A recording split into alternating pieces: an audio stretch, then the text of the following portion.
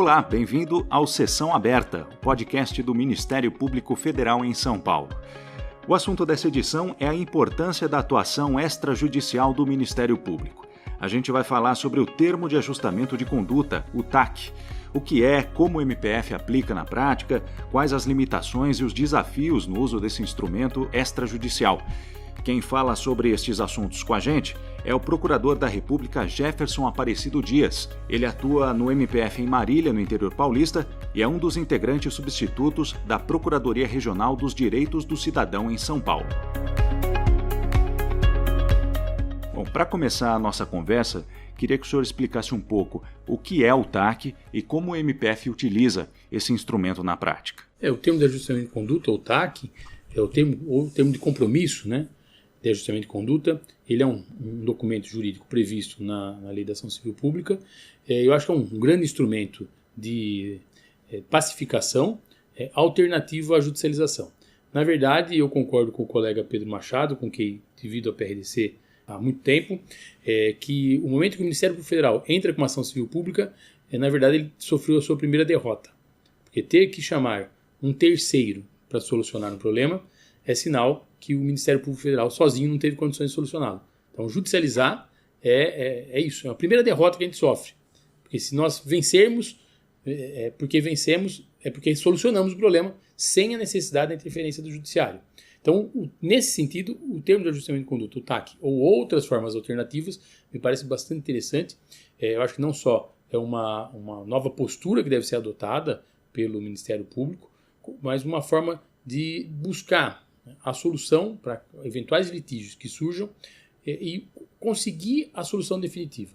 Porque muitas vezes nós podemos imaginar que a propositura de uma ação é a solução, mas a verdade não é. A propositura da ação é o chamamento a um terceiro para tentar solucionar aquela situação, e depois, se eu conseguir a sentença de procedência, que é algo distante nesse primeiro momento, se eu conseguir a sentença de procedência, eu vou ter que executar essa sentença.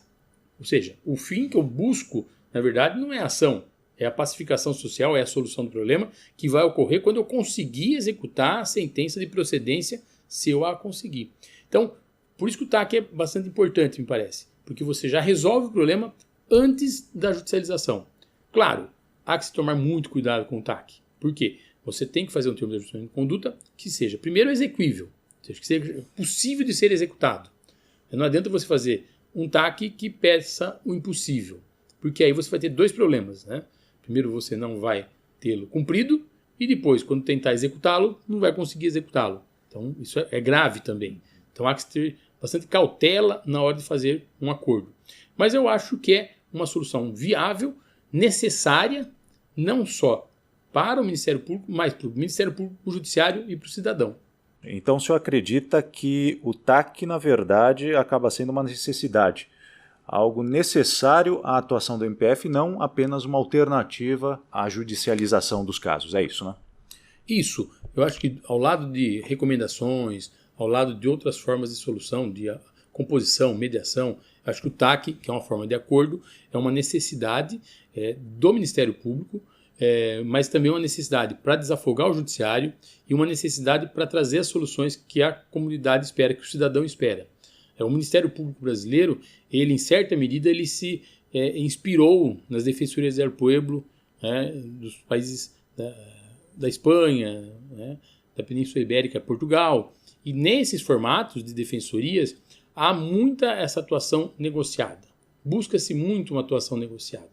Então eu acho que no caso do Brasil, como nós temos a capacidade de entrar com ações, que é uma capacidade que normalmente as defensorias públicas, as defensorias del pueblo, não têm, né, nesse formato, não tem nada a ver com a nossa defensoria pública, a defensoria del pueblo é um novo formato, eles não têm a capacidade postulatória, ou seja, eles não podem entrar com ação, eles se aperfeiçoaram no sentido de buscar soluções negociadas.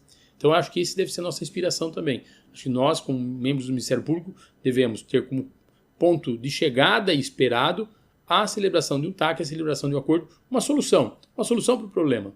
E não imaginar que a propositura de uma ação é a solução. Não, é mais um caminho, na verdade, em busca da solução. Mas se nós conseguirmos evitá-lo, acho que compensa.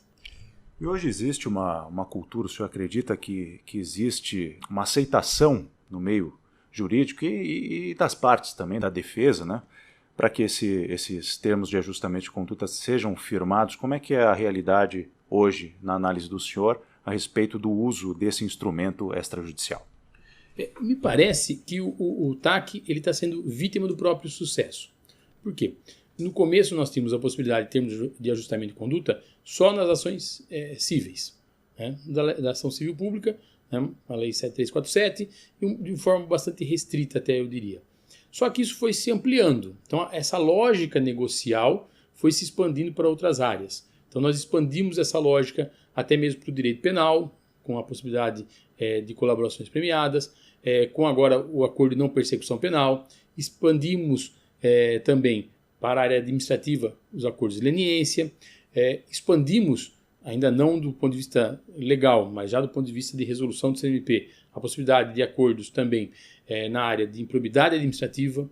Aumentaram-se os colegitimados para celebrar acordos. Então, eu tenho hoje uma gama enorme de possibilidades, áreas e atores que podem celebrar acordos que, em alguma medida, tangenciam ou se equiparam a um TAC. Só que esse é o problema. Quando você tem muitos atores que podem celebrar o acordo, você tem áreas muito distintas que podem ser feitas essa forma de acordo, você começa a ter insegurança jurídica. Então aí a pessoa envolvida ela começa a ter dúvida se ela deve ou não celebrar o acordo, porque muitas vezes quem propõe o acordo é um dos colegitimados, sem a concordância e a anuência de um outro colegitimado. E aí nós chegamos a algumas situações um pouco estranhas em que aquele que cometeu uma lesão faz um termo de ajustamento de conduta, faz uma espécie de acordo, e esse acordo é questionado judicialmente por outro dos colegitimados. Então isso gera uma insegurança jurídica e gera uma sensação de que não compensa fazer o acordo. Volta-se para a lógica anterior, que compensa esperar o deslinde judicial, uma sentença, porque a sentença daria pelo menos um pouco mais de segurança jurídica. Então acho que nesse ponto nós precisamos mudar o paradigma. Vamos adotar uma lógica negocial, que me parece uma necessidade, é imprescindível? Vamos. Mas então vamos regulamentá-la de forma a abranger todas as áreas e todos os colegitimados. Então não é só mais na área civil, vamos ter que analisar, bom, esse caso, quando eu for celebrar um TAC, ele repercute em outras áreas? Eu preciso ter novos atores sentados à mesa? Precisam estar juntos? Eu posso negociar sozinho? Imaginemos que o Ministério Público é o procurador. Ele vai falar, bom, posso negociar sozinho? Ou preciso do CAD? Ou preciso da AGU? Ou preciso de outros órgãos públicos que são colegitimados? Preciso do colega da área estadual que está tocando um caso que tangencia? O colega que está tocando a improbidade? O colega responsável eventual acordo de leniência, colaboração premiada? Então, acho que nós vamos ter que criar instrumentos que permitam uma melhor estruturação no sentido de que o termo de ajustamento de conduta, ou o nome que receba, né, porque o termo de ajustamento de conduta é uma das ferramentas de acordo, mas eu tenho outras, com outros nomes, em outras áreas. O que é importante é nós equalizarmos essa possibilidade de atuação negocial dos órgãos e aí sim buscar soluções definitivas. Porque se a decisão não for definitiva, ela não cumpre o seu papel de gerar pacificação social e diminuir a busca ao judiciário. Porque se eu faço uma solução que não é definitiva, primeiro que eu vou ter que desconstituir judicialmente esse título. Então eu faço proliferar as ações. Pior de tudo, eu não tenho a solução ainda. Eu vou ter que zerar para depois buscar de novo a solução. Então acho que nesse ponto nós deveríamos atuar de forma a equalizar tudo e envolver todos os interessados, criar mecanismos. Acho que a ferramenta está ótima. Nós precisamos criar novos métodos de aplicação da ferramenta que é essa atuação negocial. Ou seja, hoje já existem elementos que possibilitem essa atuação coordenada entre diversos atores. Ou o senhor acredita que, por exemplo, uma solução definitiva passaria pelo processo legislativo, novas leis? Não, me parece que não necessitamos de novas leis. Na verdade, eu acho que nós temos até... são leis demais. Na verdade, nós precisamos ter, acho que um pouco menos dessa legiferância de novos atos normativos e sim uma atuação mais integrada. O que nós precisamos hoje eu acho que é a integração entre os órgãos públicos, em todas as esferas, em todos os níveis, para que essa atuação seja, como eu disse, para cumprir a lei que já existe, mas que seja definitiva. Então, que nós possamos atuar de forma integrada, de forma organizada, de forma coesa, no sentido de, primeiro, também tornar-nos mais eficientes. porque há muito resserviço, retrabalho, gasta-se muita energia com as mesmas coisas, então nós poderíamos economizar também tempo e aí também recursos. Além disso, buscar soluções que sejam definitivas, de forma de uma atuação integrada. Então acho que essa integração entre os órgãos públicos, acho que seria importante essa união para que nós pudéssemos então enfrentar os problemas com maior eficiência, não só econômica, mas também temporal, e também com maior segurança jurídica, buscando soluções que sejam definitivas e que não exijam um repensar, um passo atrás, que os temas não sejam tanto revisitados. Isso acho que é um dos problemas. Os temas estão sendo muito revisitados. Acho que nós precisamos tomar uma decisão, achar uma solução, e é isso, está solucionado. Mas talvez não tenha sido a melhor solução. Pode até ser que não, mas foi a solução possível. E parar de revisitar, porque senão nós estamos revisitando o tema sempre, e isso causa uma enorme insegurança jurídica e talvez possa até acabar com a galinha dos ovos de ouro, que é essa possibilidade de você solucionar demandas de forma negocial. Essa foi a nossa conversa com Jefferson Aparecido Dias, que é procurador da República no município de Marília e um dos integrantes substitutos da Procuradoria Regional dos Direitos do Cidadão em São Paulo.